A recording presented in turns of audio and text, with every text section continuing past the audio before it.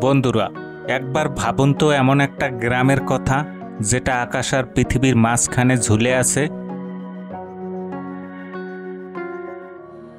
যেখানে পৌঁছানোর একমাত্র রাস্তা হলো ৮০০ মিটার খাড়া পাহাড়ে বেয়ে ওঠা ভয়ঙ্কর এক সিঁড়ি। না, এটা কোনো সিনেমার দৃশ্য নয়, এটা চীনের সিচুয়ান প্রদেশের আতুলের গ্রামের মানুষের কঠিন বাস্তবতা।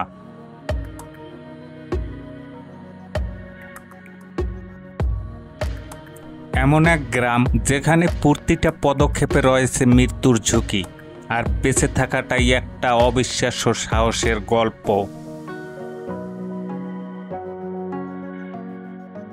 এই গ্রামটা সবার কাছে ক্লিফ ভিলেজ বা খাড়া পাহাড়ের গ্রাম নামেই পরিচিত।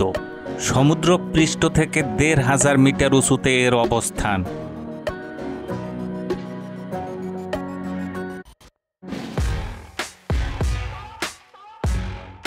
এই ভয়ঙ্কর সিঁড়ি বেয়ে ওঠানামা করতে এখানকার মানুষদের প্রতিদিন ২ থেকে ৪ ঘন্টা সময় লেগে যায়।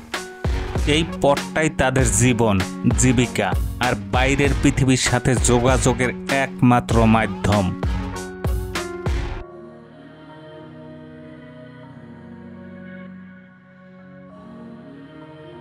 সবচেয়ে কষ্টের হলো এখানকার বাচ্চাদের গল্পটা। গ্রামে কোনো স্কুল না থাকায় ৬ থেকে ১৫ বছরের বাচ্চাদের জীবনের ঝুঁকি নিয়ে প্রায় ১০০০ মিটার নিচে স্কুলে যেতে হয়। ছোট্ট কাঁধে ভারী ব্যাগ নিয়ে তাদের এই ভয়হীন পথ চলা একদিকে যেমন অবাক করে, তেমনি বাস্তবতা কতটা কঠিন তা ভেবে গা শিউরে ওঠে।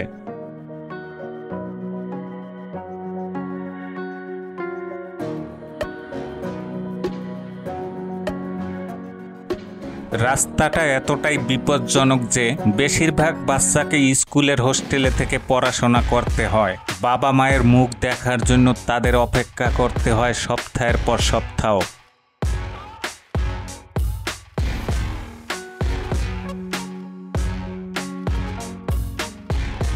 কেউ সপ্তাহে, কেউ বা ১৫ দিনে একবার সেই মৃত্যু সিঁড়ি বেয়ে বাড়ি ফেরে।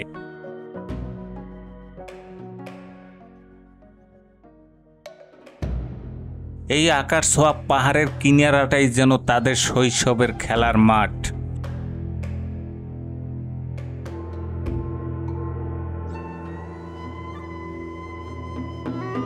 এই গ্রামের ইতিহাসটাও বেশ পুরনো, প্রায় ২০০ বছরের। বলা হয় যুদ্ধ আর উপজাতীয় সব সংঘর্ষ এড়াতে তাদের পূর্বপুরুষেরা এই দুর্গম পাহাড়ে এসে আশ্রয় নিয়েছিলেন।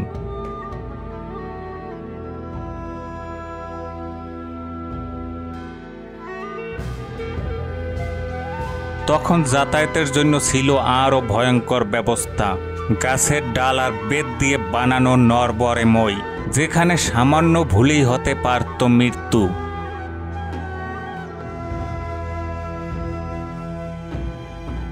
কিন্তু ২০১৬ সালের মার্চ মাসে এই গ্রামের একটা দৃশ্য ইন্টারনেটে ছড়িয়ে পড়ে, আর তা হলো স্কুলের কিছু বাচ্চা বেতের সিঁড়ি বেয়ে একটা খাড়া পাহাড় ধরে নামছে। এটা দেখতে খুবই ভয়ানক ছিল, দেখেই যেন গা শিউরে ওঠে। সিঁড়িগুলো ছিল অনেক বেশি খাড়া এবং পাহাড়ের গায়ে লাগানো। ছবিটা খুব দ্রুতই ভাইরাল হয়ে যায়।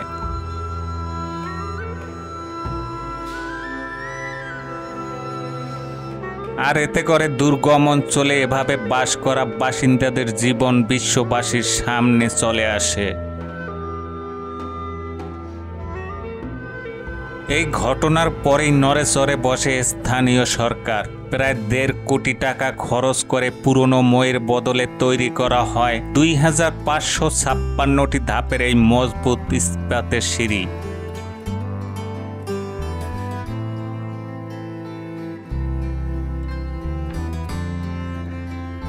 এটা আগের চেয়ে নিরাপদ হলেও ৮০০ মিটার খাড়া পথে ওঠানামার ঝুঁকিটা কিন্তু রয়েই গেছে।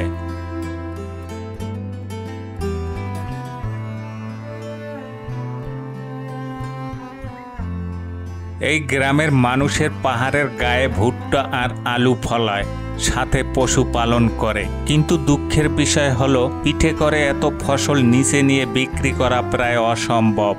ভাবুন তো, 50 কেজি আলুর বস্তা পিঠে নিয়ে এই খাড়া সিঁড়ি বেয়ে নামা কতটা কঠিন। একটা ছোট্ট ভুলে সব শেষ হয়ে যেতে পারে।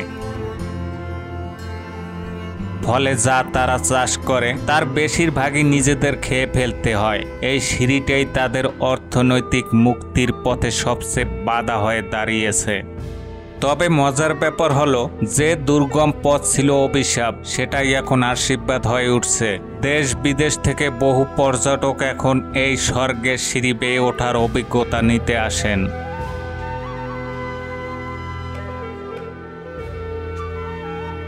পর্যটনের কারণে গ্রামবাসীরা হোমস্টে আর ছোট খাবারের দোকান খুলে এখন কিছুটা হলেও স্বাবলম্বী হওয়ার স্বপ্ন দেখছে।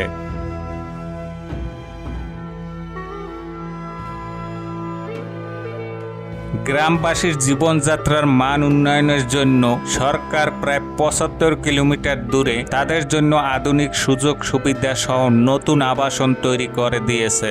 87টি দরিদ্র পরিবারকে সেখানে স্থানান্তর করার প্রস্তাব দেওয়া হয়, যেখানে থাকবে ভালো রাস্তা, স্কুল এবং উন্নত জীবন। কিন্তু সবাই কি তাদের বাপদাদার ভিটেমাটি ছেড়ে যেতে চায়? অনেকেই এই প্রস্তাব গ্রহণ করলেও প্রায় 30টি পরিবার তাদের পূর্বপুরুষদের ঐতিহ্য, স্মৃতি এবং সংগ্রামের ইতিহাসকে আঁকড়ে ধরে এই পাহাড়ের চূড়াতেই থেকে যাওয়ার সিদ্ধান্ত নিয়েছে। তাদের কাছে এই মাটি শুধু বাসস্থান নয়, তাদের পরিচয়ের অংশ।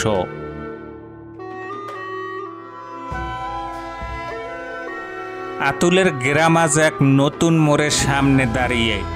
একদিকে আধুনিক ও নিরাপদ জীবনের হাতছানি, অন্যদিকে নিজেদের শেকড় আর ঐতিহ্যের প্রতি গভীর ভালোবাসা। এই ইস্পাতের সিঁড়িটা এখন শুধু একটা পথ নয়, এটা তাদের টিকে থাকার লড়াই, দারিদ্র্যের বিরুদ্ধে সংগ্রাম আর ভবিষ্যতের স্বপ্নের এক জীবন্ত প্রতীক।